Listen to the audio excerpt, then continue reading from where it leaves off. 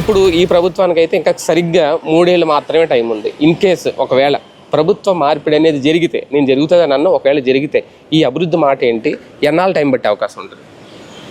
దాదాపు 99 కదా, 100కి 100%.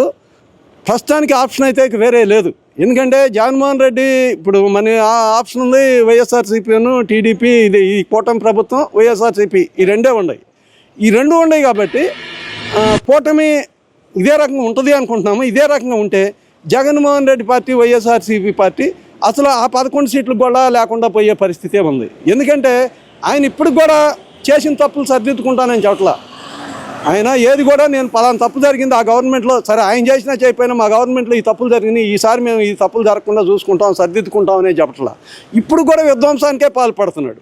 ఆయన పరామర్శించడానికి పైన ఎక్కడైనా శవం వస్తే వస్తాడు కానీ, లేకపోతే మీరు ఇప్పుడు పోరాటం చేయడానికి అనేక సమస్యలు ఉన్నాయి. మీరు రాజధానిలో అవినీతి జరుగుతుంది అంటున్నాడు. మీరు ఆ అవినీతి ఏందో ఆయన స్థాయిలో బయటపెట్టి మీరు దీన్ని నిలదీస్తే మీరు కొంత పనులు నిజాయితీగా జరగడానికి అవకాశం ఉంటుంది. మేము అవినీతి జరుగుతుందో మాకు తెలియదు, మా స్థాయిలో మాకు కూడా తెలియదు అవినీతి జరుగుతుందా, ఏం జరుగుతుందో. పనులు అయితే జరుగుతున్నాయి కాబట్టి బాగుంది అనుకుంటున్నాం.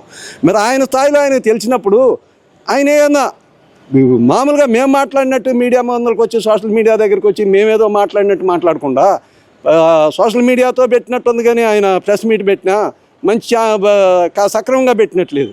ఆయనకు ఆధారాలు దొరుకుతాయి. ఎందుకంటే ఓ మాజీ ముఖ్యమంత్రి, మరి వ్యవస్థ అంతా తెలుసు కాబట్టి ఆయనకి అటువంటి ఏదైనా అవినీతి జరుగుతుంటే ఆధారాలు దొరుకుతాయి. ఆ ఆధారాలను పట్టుకొని ఆయన కోర్టుకు పోయో లేకపోతే ప్రజల్లోకి వచ్చో చెప్తే కొంత స్పందన వస్తుంది. కానీ అటువంటిది చేయట్లా. ఎవరన్నా చచ్చిపోతే వాడు ఎవడన్నా చచ్చిపోయి, వాడు రౌడీ చచ్చిపోయి, గొండా చచ్చిపోయి, ఆయన పరామర్శించాడు ఎవడు? నిన్న అసలు ఏం మాట్లాడాడు? సీది అప్పలరాజు కొడుకు, వాడు అమాయకుడు, నీట్ పరీక్ష రాశాడు, 18 సంవత్సరాల పిల్లోడు, వాడు యాక్సిడెంట్ చేస్తే వాడిని అరెస్ట్ చేస్తారా, వాడి మీద కేసు పెడతారా అంటే అసలు ఒక బుర్రా బుద్ధి ఉన్న మనిషి మాట్లాడే మాట అనేది. అతను యాక్సిడెంట్ చేయాలని చేయలా, యాక్సిడెంట్ అనే అనుకోకుండా జరిగేదే యాక్సిడెంట్ అంటారు. జరిగిన దానికి ఏమైంది? అతను సీది అప్పలరాజు వాడు మినిస్టర్ చేశాడు, మరి డాక్టర్ అంటున్నారు. మీరు అటువంటి వాడు ఎమ్మటే అక్కడికి వెళ్ళాడు. మీరు చనిపోయిన అతనికి, ఆ పడిపోయిన అతను చనిపోయాడా బతికుండాడా అని చెప్పి ఫస్ట్ ఎయిడ్ ఏదైనా చేసి ఒక అంబులెన్స్ని పిలిచి హాస్పిటల్కి తీసుకెళ్ళి, మరి అప్పుడు కూడా చనిపోతే ఆ కుటుంబాన్ని దగ్గరికి వెళ్ళి ఆ కుటుంబానికి ఒక 5 లక్షలు 10 లక్షలు తన వ్యక్తిగతంగా ఇచ్చి ఆ కుటుంబాన్ని ఆదుకొని, నేను ఉంటానమ్మా, ఏదో మా పిల్లాడు తెలియకో పొరపాటు జరిగిపోయింది, దీన్ని మీ కుటుంబానికి నేను అండగా ఉంటానని చెప్పాల్సిన వాడు పోయి, మరి వాడు ఇంకొక అమాయకుడిని బలి చేసి ఈ నేరం అతనుగా చేసింది నేను చేశానని చేత అతను అనుచరుడు కొడుకు చేత చెప్పించి మీరు అతని జీవితాన్ని బలి చేయడానికి సిద్ధపడితే, మీరు అతను చేసిన క్రైమ్ మామూలుది కాదు. అదేంటి తెలియని అమాయకుడు, నాలాంటాడు అమాయకుడు చేసింది కాదు, ఒక మినిస్టర్ చేసింది. వాని మీద కేసు పెట్టి వాడిని అరెస్ట్ చేస్తే ఈయన వాడిని పరామర్శించడానికి 5 గంటలు 2 గంటలు పోయే ప్రయాణాన్ని 5 గంటలు పోయి ఆడ విధ్వంసం పెట్టి ఒక లేడీ ఎస్ఐ మీద విజువల్స్లో చూస్తుంటే బాధేస్తుంది.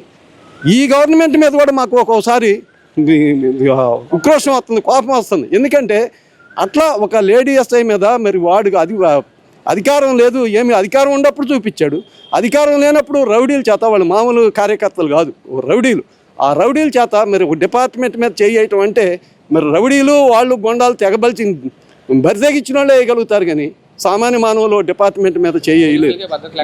పోలీసులకే భద్రత లేకుండా ఆమె వచ్చింది. ఎవరు ఆ పోలీసులు దేనికి వచ్చారు? జగన్మోహన్ రెడ్డికి రక్షణగా వచ్చారు. వచ్చిన వాళ్ళని మీరు ఆ రకంగా చేస్తే మీరు జగన్మోహన్ రెడ్డిని ఏమని సంబోధించాలి? ఆయన ఓ మంత్రిని సంబోధించాలా, ఓ మనిషిని సంబోధించాలా? ఓ మనిషి అంటానికి కూడా అనర్హుడిగా అనిపిస్తుంది ఒక్కోసారి. అంత బాధేస్తుంది మరి ఆయన ప్రవర్తన.